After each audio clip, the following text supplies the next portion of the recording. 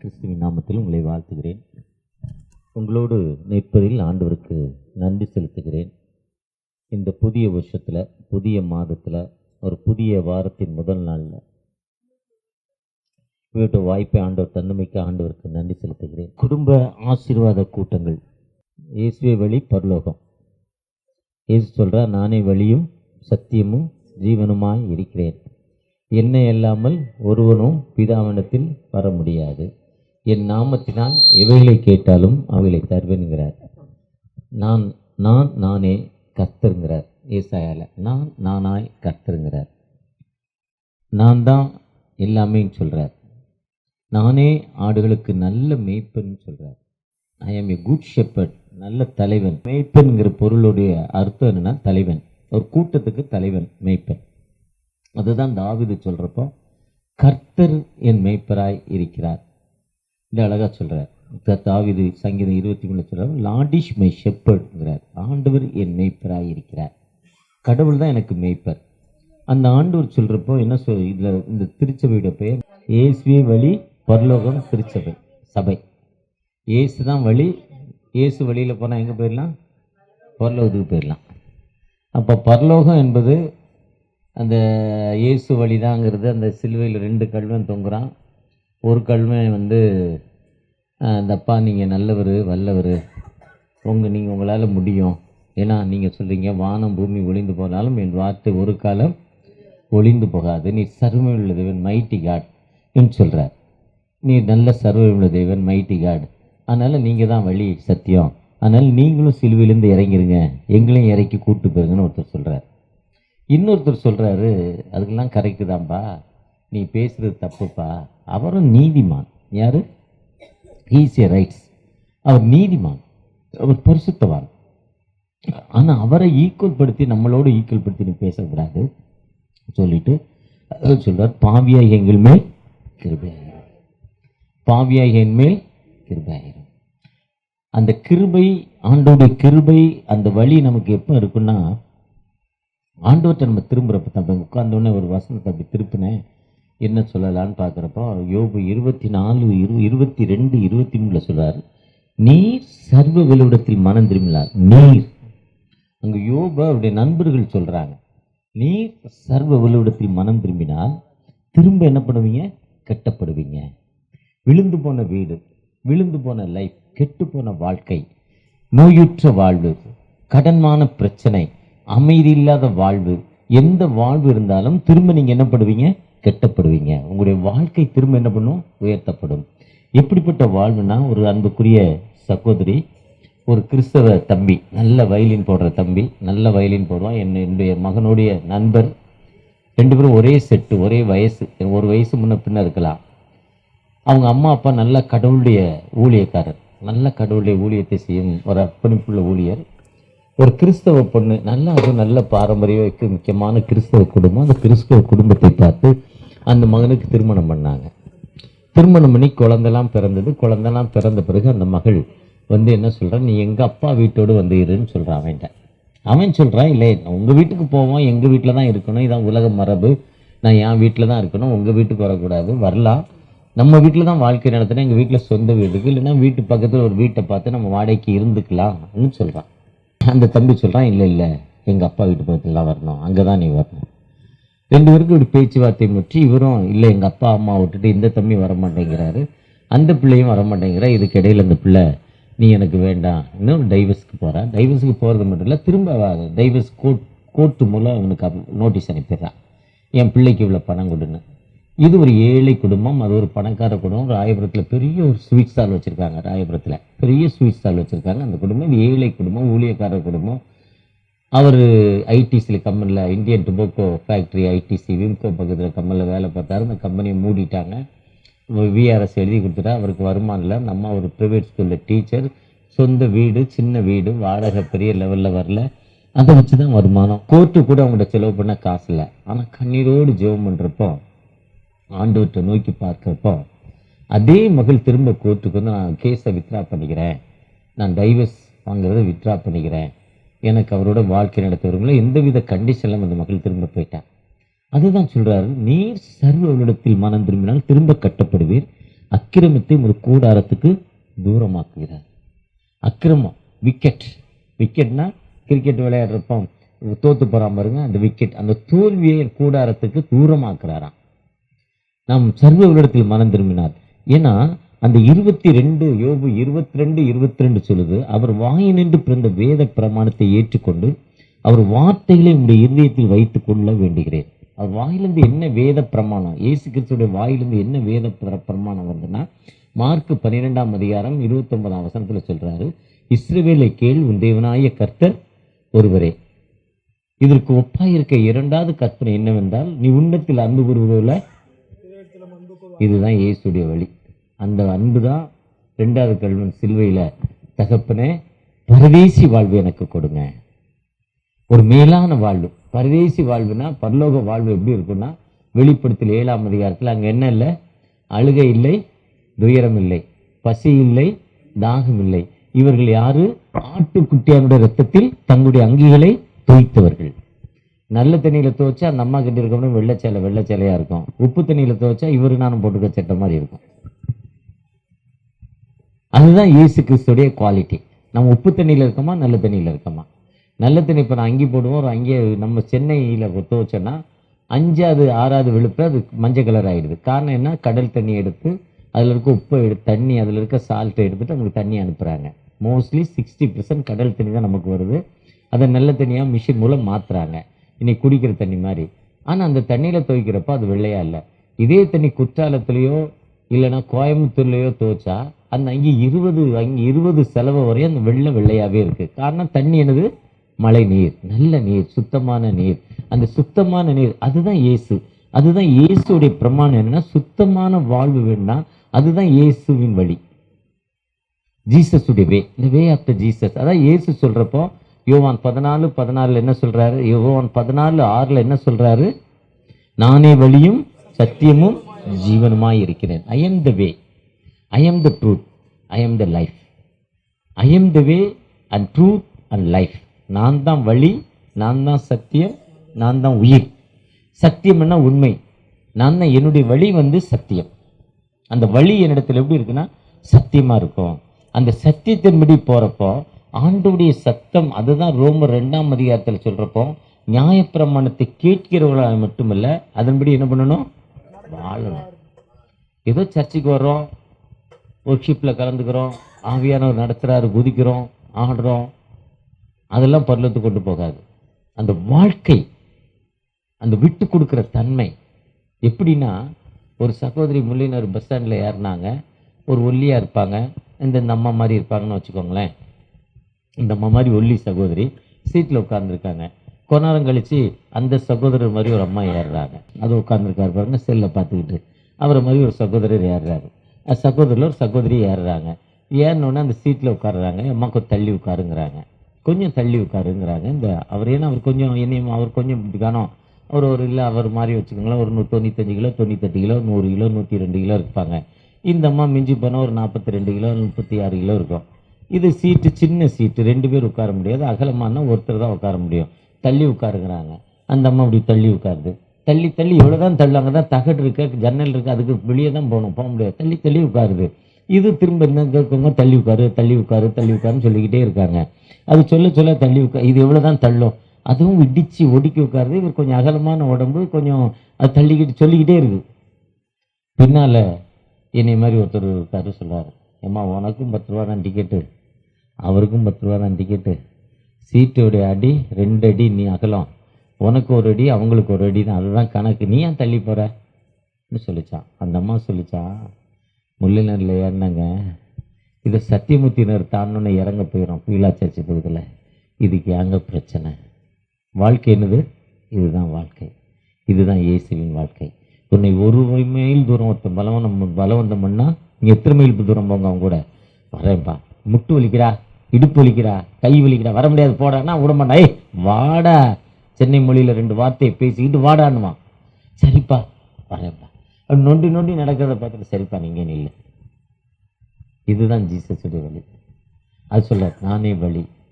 எது ஒன்றுன்னா, நீ உன்னிடத்தில் அன்பு கூறுவதில்லை, பிடத்தில் அன்பு கூறுங்கிறார். Love affection. வாழ்க்கை என்பது லவ், அன்பு. அந்த லவ் எப்படி இருக்குன்னா, ஆண்டவருடைய படைப்பை ஆணும் பெண்ணுமாய் உருவாக்கி விட்டார், ஏற்று துணையாய் உருவாக்கி விட்டார். சொந்த மனைவிட்டு அன்பு கூறாதவன் காணாத தெய்வனிடத்தில் எப்படி அன்பு கூற முடியும்? தன் சரீரம், அவர் சொல்றாரு, உன் தாயின் தகப்பனை விட்டு உன் மனைவியோடு இசைந்திருப்பான். ஏன்னா அவள் உன்னுடைய சொந்த எலும்பு, சொந்த தோல், உன்னுடைய சொந்த ஸ்கின், சொந்த மாமிசம், உன்னுடைய பாதி அவது. அதனால நீ அதற்கு அன்பு கூறுங்கிற ரெண்டு சகோதரர். அதுதான் சத்தியம், உண்மை. நம்முடைய இந்த லவ் அஃபெக்ஷன் இல்லைன்னா அந்த ஆண்டவர் வாழ்வு கொடுக்க மாட்டார். அதே நேரத்தில் நாம் எந்த தவறு செய்தாலும் ஆண்டவரை நோக்கி பார்க்கிறப்போ அந்த ஆண்டவர் நமக்கு விடுதலை கொடுக்கும் ஒரு உயிருள்ள ஆண்டவர். அந்த ஆண்டவர் விடுதலை கொடுக்கும் ஆண்டவர். இந்த இயேசுவே வழி பரலோகம் திருச்சபையில் நம்ம பரலோகத்துக்கு போனால் இயேசுவின் வழி நம்மகிட்ட இருக்கா. அந்த வே ஆஃப் த ஜீசஸ், ஆண்டோடைய வழியாண்ட இருக்கா. ஆண்டோடைய வழியாண்ட இருக்கிறப்போ ஆண்டவர் எல்லா நிலையிலும் நம்மை உயர்த்தும் ஆண்டவர். அந்த ஆண்டவர்கிட்ட நம்ம எப்படி வந்திருக்கிறோம்? அதி சீக்கிரத்தில்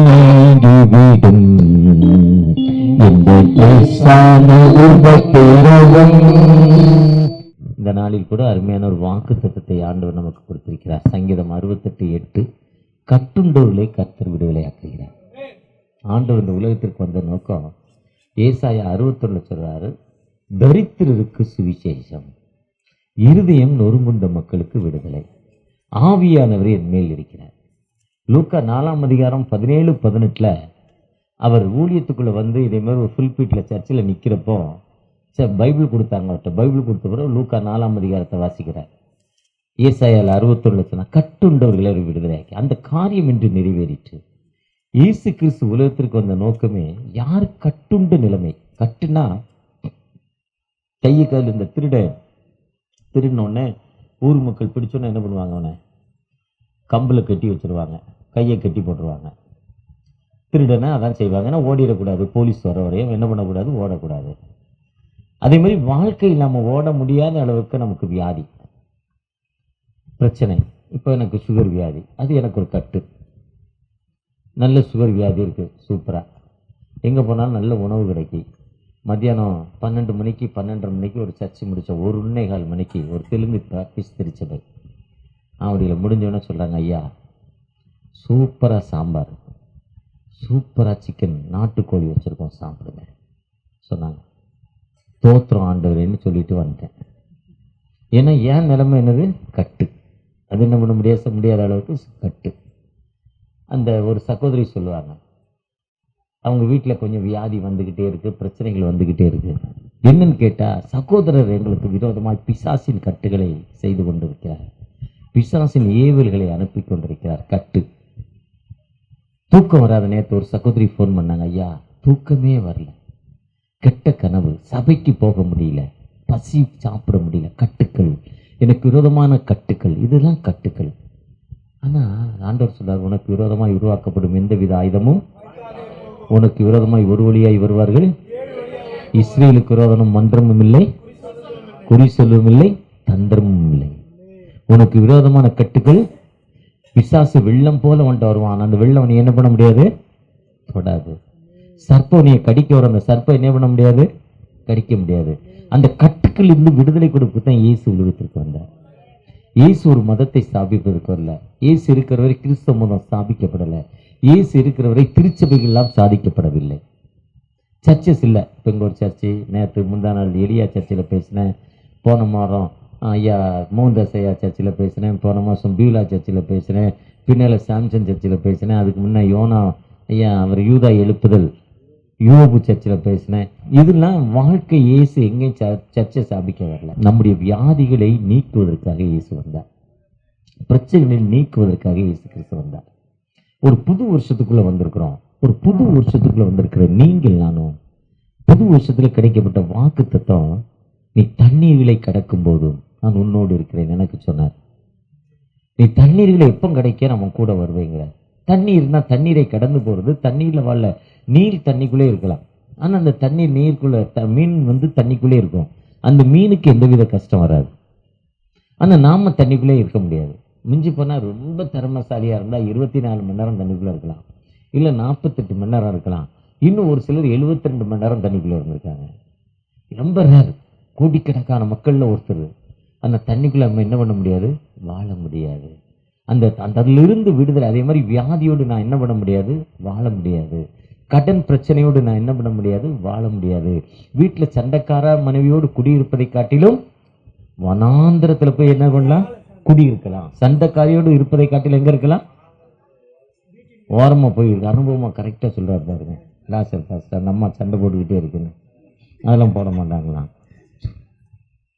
இது மனிதனுடைய கட்டுக்கள். அந்த கட்டுக்கள் இருந்து விடுதலை கொடுப்பதான் அவர் வந்தார். அந்த கட்டு விடுதலை கொடுப்ப நம்ம அவற்றை போய் எப்படி பார்க்கிறோம். பொதுவாக புது வருஷத்துல இரட்டத்தனையான ஆசீர்வாதத்தை தருவேன், இஸ்ரவேலை உன்னை ஆசீர்வதிக்கவே ஆசீர்வதிப்பேன், உன் பெருமைப்படுத்துவேன் சொல்றார். ஒவ்வொருத்தருக்கும் ஒரு வாக்குத்தத்தம் கிடைக்குது. அந்த வாக்குத்தத்தின்படி நீ இஸ்ரவேலுக்கு திரும்புன்னு சொல்றார். சர்வவிடத்தின் மனம் திரும்பினான். இது ஒரு வாக்குத்தத்தம். ரிட்டன் டு மீ, என்னிடத்தில் திரும்பு, அப்பொழுது நீங்கள் பிழைப்பீர்கள். நம்ம எப்ப கடவுள்கிட்ட திரும்புறோமோ அந்த கட்டுக்களை நமக்கு மாற்றி விடுதலை கொடுக்கும் ஆண்டவர். அந்த கட்டு எப்படி ஒரு மனிதனுக்கு விரோதமானா, ஜார்ஜ் வாஷிங்டன் அவர் அமெரிக்கா தேசத்துக்குள்ள குடி போறார். பக்கத்து ஊர்ல இருந்து அமெரிக்காவுக்குள்ள போறார். நான் சொல்வது அவர் தான் முதல் ஜனாதிபதி. கிட்டத்தட்ட 1000 வருஷம் சம்பவம், ஒரு 150 வருஷத்துக்கு முன்னாலோட சம்பவம். அவர் போறப்ப அவருக்கு பாருங்க, உள்ள போனா அந்த பக்கம் ஒரு நதி ஓடுது. நதியோட தண்ணியோட அளவு, தண்ணியோட அந்த குளிர்ச்சியோட தன்மை -23 டிகிரி, ஐஸ் ஆகிற தன்மை. கை வைக்க முடியாது, நடக்க முடியாது. அந்த தண்ணிக்குள்ள இறங்கினா அவர் செத்துப்பார். இந்த பக்கம் மலை, போக முடியாது. பின்னால எதிரிகளுடைய படை, அவன் அவளை ஷூட் பண்ணிடுவான். எதிரிகளோட படை பின்னால வந்துகிட்டு இருக்கு. பக்கத்திலே நிற்கிறான். 3 பக்கம் அவருக்கு டைட் ஆயிடுச்சு. எப்படி போறது? ஒரு பக்கம் மலை தாண்ட முடியாது, இன்னொரு பக்கம் தண்ணீர், இன்னொரு பக்கம் எதிரிகளுடைய சூழ்ச்சி. துப்பாக்கி வச்சிருக்கான், சுட போறான். அப்ப அவருக்கு என்ன தெரியுது, இப்ப கட்டு அவர் வாழ்க்கையில் கட்டப்பட்டாச்சு. ஓட முடியாத அளவிற்கு அவர் கால்கள் விலங்கு போட்டு கட்டப்பட்டுருச்சு. அப்படி கட்டப்பட்டிருக்கிற நிலத்துல அவர் என்ன நினைக்கிறாரு, தனக்கு ஒத்தாசை வரும் பர்வதங்களுக்கு நேராக தன் கண்களை ஏறடிக்கிறார். வானத்தை பூமி உண்டாக்கிற கர்த்தரிடத்தில் எனக்கு ஒத்தாசை வரும், உன் கால்களை தள்ளாட மாட்டார். இஸ்ரவேலை காக்கிறவர் உறங்குவதும் இல்லை. உறக்கண்ணா என்ன, தூக்கண்ணா என்ன, ரெண்டும் ஒண்ணுதான். இம்மைப்பொழுது கைவிட்டேன், ஆனா உருக்கமான இறக்கங்களா உன்னை, அற்பகால மூண்ட கோபம் நான் உன்னை கைவிட்டேன். உனக்கு விரோதம் மலைகள் விலகலாம், பர்வதங்கள் விலகலாம், என் சமாதானத்தின் உடன்படிக்கை உன்னை விட்டு விலகாது என்று உண்மையில் மனதுருகிற அவரோட அமைதியின் அரசராய் இந்த உலகத்திற்கு வந்தார். அந்த உலகத்திற்கு வந்த நோக்கமே அமைதியை கொடுப்பதற்காக வந்தார். மனதில் பிரச்சனை இல்லை, ஒரு அமைதியை கொடுப்பதற்காக, அமைதியான ஒரு வாழ்வை கொடுப்பதற்காக வந்தார். அந்த அமைதியான வாழ்வை கொடுப்பதற்காக ஆண்டவர் நம்ம கைவிடுறதில்லை. ரொம்ப நாள் கழிச்சு நேற்று 4 மணி நேரம் தொடர்ச்சியா தூங்கினேன். இப்போ ஒரு மாசமா தூங்குறேன். ராத்திரி படுக்கிறப்போ 1 மணி கண்ணீரோடு படுத்தேன். எதுக்குன்னா தூக்கம் வருமா வராதுன்னு. கொஞ்சம் கஷ்டம், வேலை கஷ்டம், உடம்பு டயர்டு, அந்த கஷ்டத்தோட தூக்கம் வராதே, 5 மணிக்கு காலையில் எழுந்திருக்கணுமே சர்வீஸ்க்கு, எப்படி தூக்கம் வரும்னு கொஞ்சம் லேட் பண்ணி 12, 12:30, 12:45 வரையும் 2 நாள் மெசேஜ் எழுதி, மெசேஜை பார்த்து, பைபிள் வாசித்து, சில நிமிஷம் ஆண்டவரோடு பேசிட்டு ரொம்ப கொஞ்சம் லேட்டாக தூங்கிட்டு போய் படுக்க போனேன். ரொம்ப கஷ்டம்தான், தூக்கம் வராதுன்னு நினச்சிக்கிட்டே படுத்தேன். ஆனால் ஜெபம் பண்ணேன், இந்த கட்டில் எனக்கு தூக்கம் தராதுப்பா, இந்த ஏசி எனக்கு தூக்கம் வராது, நான் படுத்திருக்கிற அந்த தலானி எனக்கு தூக்கம் வராது, ஆனால் நீ தான் தூக்கத்தை தருகிறவர், தூக்கத்தை உம்மா ஒருத்தர் தான் தர முடியும். சங்கீதம் 4:8 சொல்றாரு, நித்திரை சங்கீதம் 77:7 சொல்றாரு, தூக்கம் அவரால் மட்டும்தான் கிடைக்குமான்னு தூக்கத்தை தாங்கப்பான்னு படுத்தேன். படுத்த உடனே தூங்கிட்டேன். காலையில் 5 மணிக்கு ஷார்ப்பா அந்த சர்ச்சில் பெல் அடிக்கிறப்போ ஆட்டோமேட்டிக்காக 5 மணிக்கு ஆண்டவர் விழிப்பை கொடுத்தார். 4:45 கொடுத்துட்டார். அதுக்கப்புறம் 4:45 ஒரு 10 நிமிஷம் தூங்கலான்னு ரொம்ப ட்ரை பண்ணேன், ஆனால் தூக்கம் வரல. அப்போ நம்முடைய கட்டுக்களை ஆண்டவர் என்ன பண்ணுவார், விடுதலை கொடுக்க மாட்டார். இதே 6 மாதத்துக்கு ஒரு 3, 4, 5 மாதத்துக்கு முன்னால் பார்த்தீங்கன்னா 1 மணி நேரம் தான் தூங்குவேன் நைட்டில். 1 மணி நேரம், அடுத்து 1 நிமிஷம் முழிப்பேன், அடுத்து 1 மணி நேரம் தூங்குவேன், அடுத்து 55 நிமிஷம் தான் தூங்குவேன். தூங்குன மாதிரியே இருக்காது. அப்படிப்பட்ட வேதனை உடம்புல இருந்தது. ஆனால் வேதனையிலிருந்து முழுமையான வாழ்வை தரும் ஆண்டவர். அந்த கட்டுக்கள் இருந்து ஆண்டவரை நோக்கி பார்க்கிறப்போ, அந்த ஜார்ஜ் வாஷிங்டன் தனக்கு விரோதமாக இந்த கட்டுக்கள் வரப்போ அவர் மேலே நோக்கி ஜெபித்தாராம்.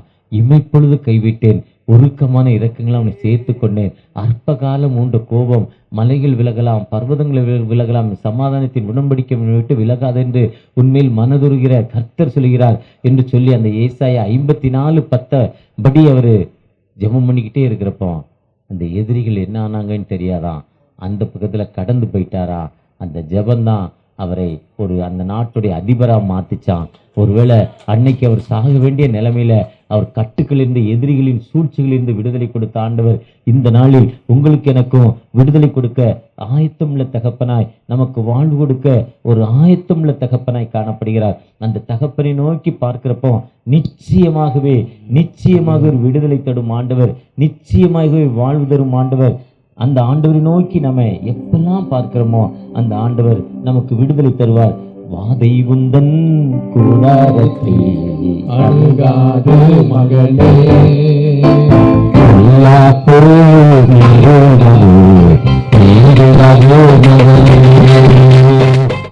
ஆண்டவர் நமக்கு துன்பத்தை கொடுப்பதற்காக வரல. அவருடைய படைப்பே முழுமையான படைப்பு. ஆண்டுடைய கிரியேஷனை ஃபுல்லாக படைச்சிட்டு தான் மனுஷனை உருவாக்குறார். கடைசியாக இருட்டு மாற்றிடுறார், தண்ணியம் ஒரு பக்கமாக கொண்டு போய் நிலப்பரப்பை தந்துடுறார். அப்புறம் காற்று, சுவாசம், காற்று வேணுங்கிறதுக்காக தான் ஃபேன்லாம் நம்ம வச்சுருக்குறோம்.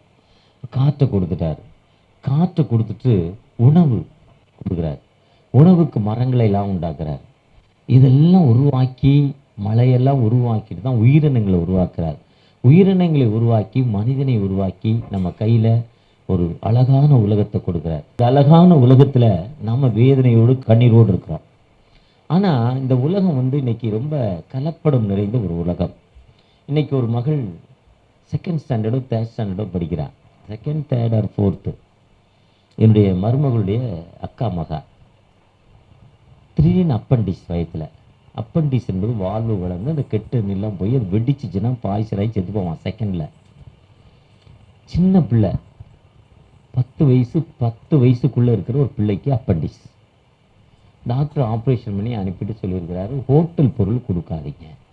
என்ன கொடுக்காதீங்க? இன்னைக்கு எங்கே வாங்குகிறோம்? வீட்டில் பரோட்டா போட்டால் போட முடியாது. ஹோட்டலில் எவ்வளோ கிடைக்கும்? 5 ரூபாய்க்கும் கிடைக்கல, 15 ரூபாய்க்கும் கிடைக்கும், 50 ரூபாய்க்கும் கிடைக்கும் சைஸு. ஃப்ரைட் ரைஸு வாலிப பிள்ளைகள், நூடுல்ஸு, அப்புறம் சிக்கன் ஃப்ரைட் ரைஸு, அப்புறம் பிரியாணி. அந்த டகரட்டப்ப டப்பு டப்பு டப்புன்னு அடித்து காலையிலேருந்து சாயங்காலம் வரை என்னது வைக்குது? பிரியாணி. எல்லாம் சுவை. ஊறுகாயில் ஒரு மருந்து போடுறாங்க. ஒரு ஊறுகாய் கம்பெனி வச்சுருந்தார் என்னுடைய நண்பர் ஒருத்தர் வச்சுருக்கிறார் ஒரு ஊரில், கிராமத்தில். அவர் சொன்னார், இந்த ஊறுகாய் எடுத்து வாயில் வச்சோடனே சொல்லுன்னு நாக்கில் ஒரு ஓட்டை போடணும், அது ஒரு மருந்து கெமிக்கல் இருக்குது, எங்கே இருக்குன்னு என்கிட்ட கேட்டார். எனக்கு தெரியலங்க, நான் கன்சாமி நைனியப்பனை கட்சி தானே கன்சாமி கோயில் நைனியப்பைக்கான சொல்லி விசாரித்து சொல்கிறேங்கன்னு சொன்னேன். அங்கேயே ஒருத்தர் ஃபோன் பண்ணேன். அதுக்கு அந்த ஊறுகாவை சொன்னார். அந்த பொருளை அதை ஊற்றுன உடனே அந்த ஆசிட் பட்டை அப்படி இருக்குது, அதே மாதிரி ஒரு உரைப்பு அந்த ஊறுகாய். அதுவும் காலையில் விற்கிற அந்த 10 ரூபா சாப்பாடை 5 ரூபாயா 5 ரூபாயா தட்டி பாய் விற்கிறாரு. இவரை மாதிரி தாடி வச்சிருக்கிறவர் பிரிஞ்சி. அந்த ஊறுகாய்க்கும் அந்த சாப்பாட்டுக்கும் ரெகுலராக ஒரு 6 மாதம் சாப்பிட்டீங்கன்னா ஸ்டோன் வந்துடும். ஏன்னா அதில் போடுற அந்த உப்பு, சால்ட்டு, இயற்கை உப்புகளை போடுறதில்லைப்பா, அது அழுக்காக இருக்குது. உப்பை கழுவி வெள்ளையாக்கி விற்கிறான். தண்ணியை எப்படி அந்த மிஷினில் விட்டு அதில் அதில் எடுத்து எல்லாமே கெட்டு போச்சு. இதே மாதிரி மனுஷன் வாழ்வு எப்படி இருக்குது?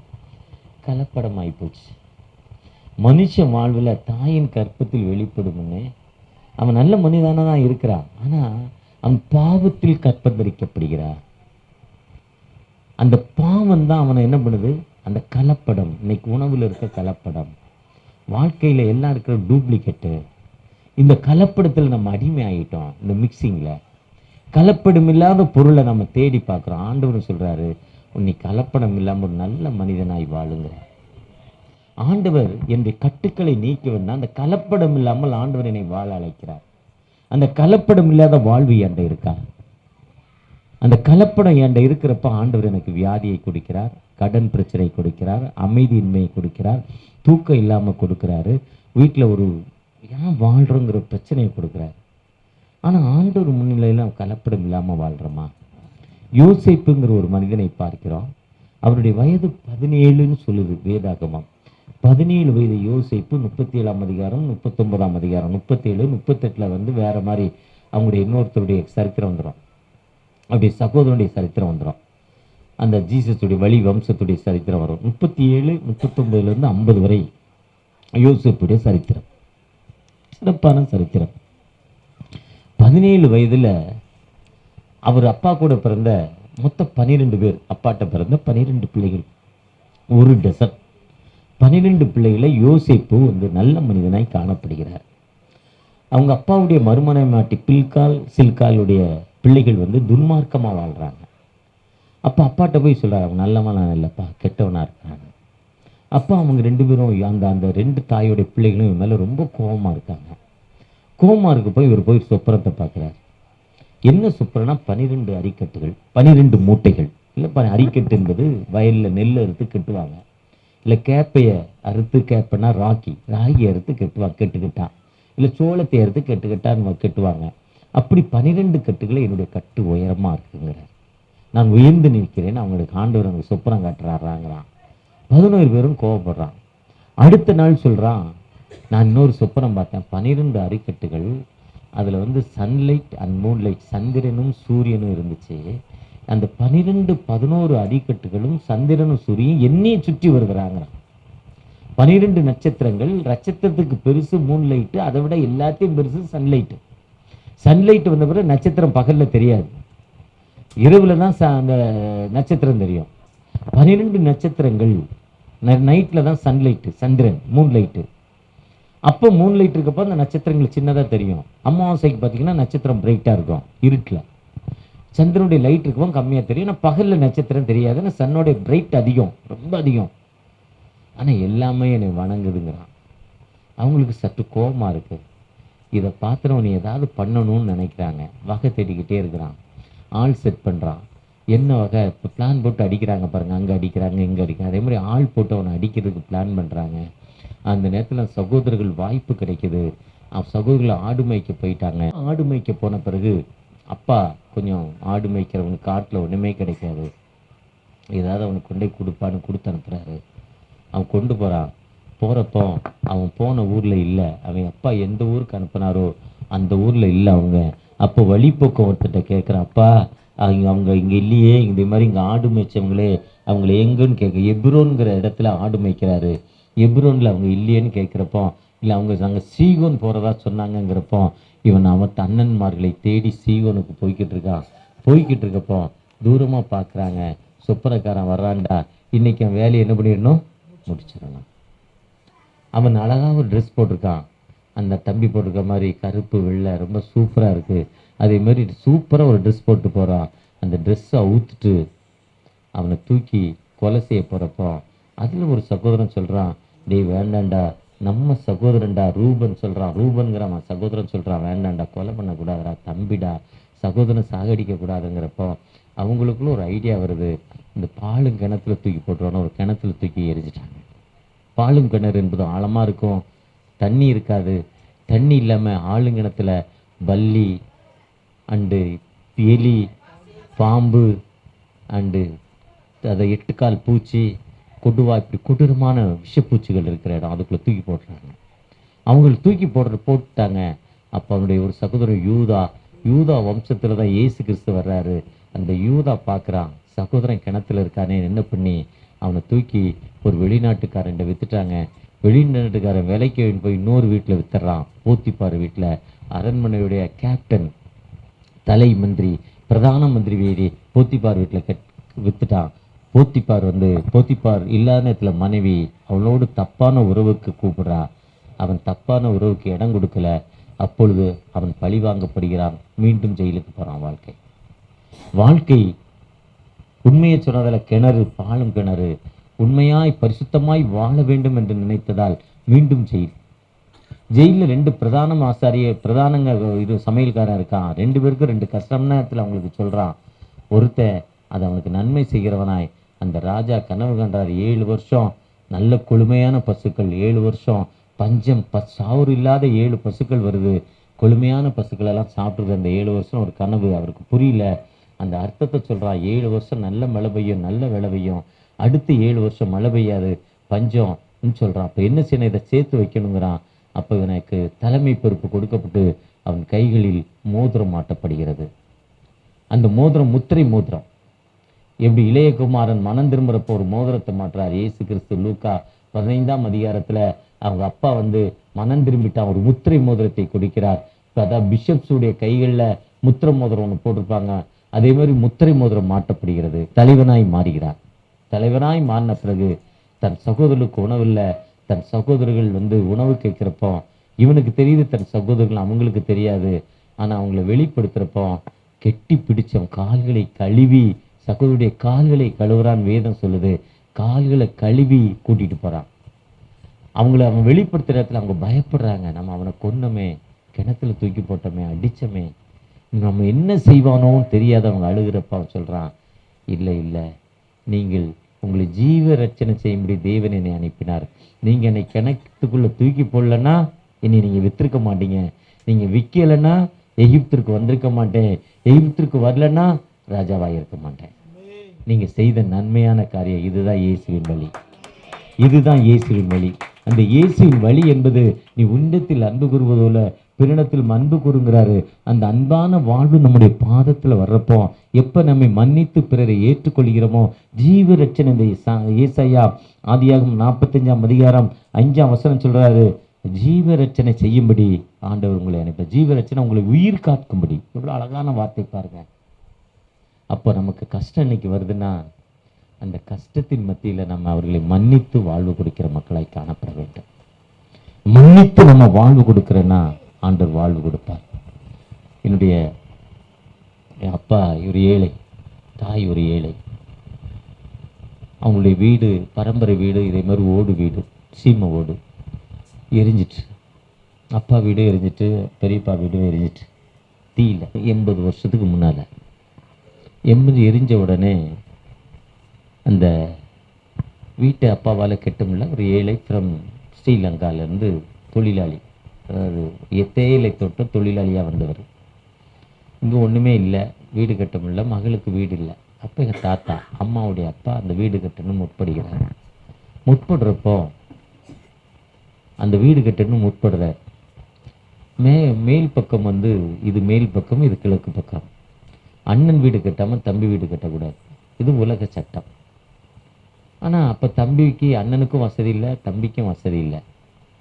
அப்போ தாத்தாச்சு கேட்குறார், அது ஒரு மருமகன், இது மகளை கொடுத்துருக்கிறார், அது ஒரு அக்கா மகன், இதுவும் அக்கா மகன். அப்பா அவன் வீடு கட்டப்படலையப்பா, எப்போ கட்ட போகிறேன்னு கேட்குறார். இன்னைக்கு பற்றி கவலைப்படாதீங்க மாமா, நீங்கள் தம்பிக்கு கட்டி கொடுங்கன்ட்டாங்க. தம்பிக்கு கட்டி கொடுங்க. எப்போ நீ கட்டாமல் நான் கட்டக்கூடாது தம்பி. இல்லை மாமா, நீங்கள் தானே கட்டுங்கன்ட்டார். அப்போ கீழே கிழக்கு பக்கம் கட்டக்கூடாது, மேற்கு பக்கம் கட்டணும். மேற்கு பக்கம் கட்டுறாங்க. கட்டிட்டு அந்த மேற்கு பக்கம் கட்டி முடித்த உடனே அந்த பெரியப்பா சொல்கிறாரு, இல்லை இல்லை, இது யா இடம், எனக்கு தான் சொந்தங்கிறார். எங்கள் தாத்தா தான் கட்டினார். அவர்கிட்ட தான் அவர் சொல்கிறாரு, வயதில் மூத்தவற்ற, எப்பா நீ கட்டாமல் என் மகனுக்கு, என் மகளுக்கு கட்டக்கூடாதுப்பா, நீ எப்போ கட்ட போகிற? இல்லைம்மாம்மா நீங்கள் இனி கட்டுங்கன்னு கட்ட வச்சுட்டார். கெட்ட வச்சது தந்திரமா அப்படி சொன்னோடனே, தோத்திர மருமகனை நீயே வச்சுக்கோன்னு தன் மகளை கையை பிடிச்சி வீட்டுக்கு கூப்பிட்டு வந்துட்டார். கூட்டிகிட்டு வந்துட்டு இன்னொரு சகோதரி, அவருடைய இன்னொரு மகா வீட்டில், இதில் நீ இருமா, ஆண்டவர் உன்னை ஆசீர்வதிப்பார், உன்னை பிளஸ் பண்ணுவார்னு சொல்லிட்டு வர. ஆண்டவர் உன்னை ஆசீர்வதிப்பார், உன்னை பிளஸ் பண்ணுவார். இன்னைக்கு நீ ஓசி வீட்டில் இருக்கிற, உன் தங்கச்சி வீடு, அவள் ஒரு காலத்தில் ரிட்டையர்ட் ஆகி வர்றப்போ உனக்கு ஆண்டவர் சொந்த வீட்டை தந்துடுவார். யூ டூ நாட் வரி அபவுட்ன்ட்டு போயிட்டார். இது முடிந்து ஒரு 30-25 ஆண்டுகள் கழிச்சு அந்த அம்மா ரிட்டையர்ட் ஆகி வரப்போது தன் வீட்டுக்கு. அவங்க ஹஸ்பண்டு போலீஸ். அந்த நேரத்தில் ஊரில் பஞ்சம் பசி. மூத்த சகோதரர் சென்னைக்கு வராரு, அடுத்த சகோதரர் சென்னைக்கு வராரு. கஷ்டமான சூழ்நிலையில் அவங்க ஒரு வீட்டுக்கு வாடகைக்கு போகிறாங்க. இன்றைக்கி என்னை பார்க்க வரது, ஆஃபீஸுக்கு பார்க்க வருவாங்க. அந்த இடம் தான் 12 ரூபா வாடகைக்கு வர்றாங்க. அன்னைக்கு 12 ரூபா, நான் சொல்வது 1962. அதே வீடு 2000 ரூபாய்க்கு சொந்த வீடாக மாறுது. அதே இடம், அதே ஆள், அதே முகமதியர். ஐயா நீங்கள் தான் அந்த வீட்டை வச்சுக்க, உங்களால் முடிகிறப்ப காசை கொடுங்கங்கிறார். ஆனால் எங்கள் அம்மா அந்த ஊரில் தங்கை வரப்போகிறாங்களே, இன்னும் 6 மாதத்தில் ரிட்டையர்ட் ஆக போகிறாளே, வீட்டுக்கு என்ன பண்ணுறதுன்னு பரத்தை நோக்கி பார்க்குறப்போ ஆண்டவர் சொந்த வீட்டுக்கு சென்னை கூப்பிட்டு வந்துட்டார். ஒரு ஓலை வீடாக இருந்தாலும் அது சொந்த வீட்டை தந்தார். ஆனால் இன்னைக்கு அதே மக்களுக்கு உதவி செய்ய முடிய ஆண்டவர் எங்களை வைத்திருக்கிறார். இதுதான் இயேசுவின் வழி, இதுதாங்க பரலோகம். ஒருவேளை இயேசுவின் வழி நம்மோடு இருக்கிறப்போ இயேசு சொல்றார், நானே வழியும் சத்தியம் ஜீவன் என்று சொல்கிறார். அந்த ஆண்டவரோடு நீங்கள் நானும் இணைந்து வாழ்றப்போம் நம்ம வாழ்க்கை எப்படிப்பட்ட வாழ்க்கையாய் மாறும். நீங்கள் எப்போ நம்ம மனம் திரும்பி ஒப்பு கொடுக்கிறோமோ அதுதான் நீங்க மனம் திரும்புங்கள், அப்பொழுது இந்த யோபு 22:3 அவர் சர்வ வல்லுவிடத்தில் மனம் திரும்பினார், நீர் சர்வ வல்லுவிடத்தில் மனம் திரும்பினார். மனம் திரும்புங்கள், பரலோக ராஜ்யம் சமீபமானது. கர்த்தரிடத்தில் திரும்புங்கள், ரிட்டன் டு தி லார்ட், ஆண்டவரிடத்தில் திரும்புங்கள், என்னிடத்தில் திரும்புங்கள். நீங்க இஸ்ரவேலுக்கு போக வேண்டாம், பெத்தேலுக்கு போக வேண்டாம், எங்கேயும் தேடி போக வேண்டாம், ஏன்ட்டு திரும்பினா போதும். மனதை மட்டும் ஒரு நிமிஷம் நீங்க இப்ப திரும்பி பாருங்க, உன் வியாதி உன்னை விட்டு போகும், உன்னுடைய தொல்லைகள் உன்னை விட்டு போகும், உன்னுடைய கஷ்டமான சூழ்நிலை உன்னை விட்டு போகும். உனக்கு வாழ்வு கொடுக்க ஆண்டவர், நிச்சயமாக வாழ்வு கொடுக்கும் ஆண்டவர் எங்களோடு வந்திருக்கிறார். அந்த ஆண்டவற்றை நமக்கு வாழ்வு கொடுப்பதற்கு ஆயத்தம் தகப்பனாய் காணப்படுகிறார். அந்த ஆண்டவரை நோக்கி பார்ப்போமா? அதிசயம் மாணவர் ஆறுதல் தருகிறார், அதிசயம் மாணவர் ஆறுதல் தருகிறார், சந்த வல்லவர்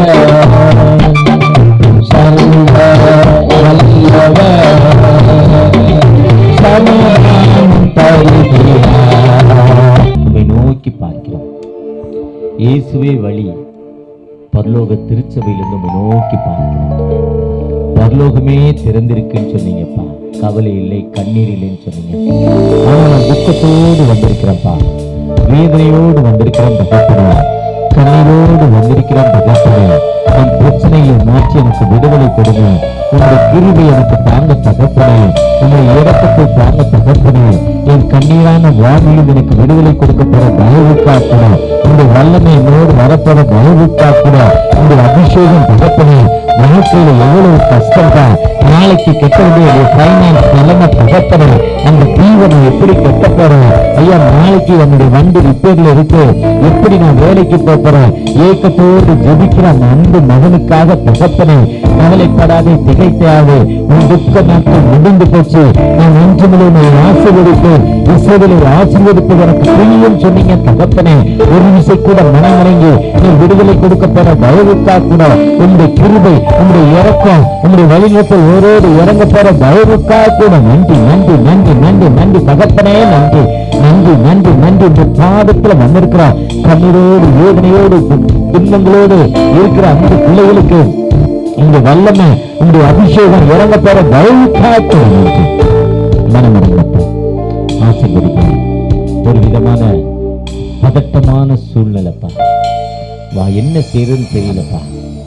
இந்த மீட்டிங்ல உட்கார்ந்து இருக்கிறேன், என் முகம் சந்தோஷமா எல்லாத்துக்கும் தெரியுது, ஆனா எனக்கு ஒரு துக்கம் உள்ள ஓடிக்கொண்டே இருக்கு. என்ற நினைவுகள் எல்லாம் அந்த இடத்துல இருக்கிற ஒரு சகோதரி ஜெபித்து கொண்டிருக்காங்க. மனமிறங்கப்பா, உன் துக்க நாட்கள் முடிந்து போச்சுன்னு சொன்னீங்க, மனமிறங்கி அந்த பிள்ளையை ஆசீர்வதிங்கப்பா, உன் துக்கம் மாற்றி கொடுங்க தகப்பனே. இதோ இந்த இயேசுவின் வழி பரலோக திருச்சபையில பரலோகம் எனக்கு திறந்திருக்குன்னு சொல்லுகிற பிரகாரமாய் அந்த மகள் இறங்கி ஒரு விடுதலை பெற போற தயவுக்கா கூட அந்த துக்க வேதனை அப்பா, வெளியே சொல்ல முடியாத ஒரு துக்கம் தகப்பனே அந்த மகளுக்கு இருக்கு. அந்த துக்கத்திலிருந்து ஒரு முழுமையான விடுதலை தகப்பனே. ஐயா, நான் ஊழியரா இருக்கிறேன், திருச்சபை நடத்துறேன், ஆனா திருச்சபை நடத்தக்கூடிய அந்த வருமானம் என்கிட்ட இல்ல, திருச்சபை வளர்ச்சி என்கிட்ட இல்லப்பா. அதற்கு எனக்கு காரணமே தெரியல. என் குடும்பத்துல அமைதி இல்லை, எனக்கு என் மனைவிக்கு நல்ல உடன்பாடு இல்லை. என் மனைவி உனக்கு எதுக்கு ஊழியன்னு சொல்றாங்க, ஆனா நான் பைபிளை எடுத்துட்டேன் தகப்பனே, விடாப்படியா இருக்கிறேன், எனக்கு அந்த ஊழியத்துல ஏன் வளர்ச்சி இல்ல? ஏக்கத்தோடு ஜெபிக்கிற அந்த ஊழியருக்காக, கண்ணீரோடு ஜெபித்து கொண்டு அந்த ஊழியருக்காக தகப்பனே, நீ வானத்தை பூமி பிடித்த சர்வமுள்ள தேவன் அல்லவா? உம்மை நோக்கி பார்த்த முகங்கள் ஒரு காலம் வைக்கப்படுதில்ல. உம்முடைய ஊழியக்காரனப்பா, உம்முடைய ஊழியக்காரன் யோசிப்பு தகப்பனே துக்கத்தோடு இருந்த பொழுது அவருக்கு விடுதலை கொடுத்தீங்க. அதே விடுதலை அந்த சகோதரனுக்கு கொடுத்து அடுத்த வருஷம் இந்த ஊழியத்துல பிரியமானவர், இந்த 2 மடங்கு ஆசீர்வாதத்தை கொடுக்க போறீங்க. உங்களுடைய சுதந்திரத்தை ஆசீர்வதிக்க போறாரு. உங்க வல்லம் அந்த சகோதரோடு இறங்கி கொண்டிருக்கிற தயவுக்காக கூட நன்றி நன்றி நன்றி நன்றி தகப்பனே. திருமணமாகி பல ஆண்டுகள் குழந்தை பாக்கியில கண்ணீரோடு வாழ்ந்து கொண்டிருக்கேன்.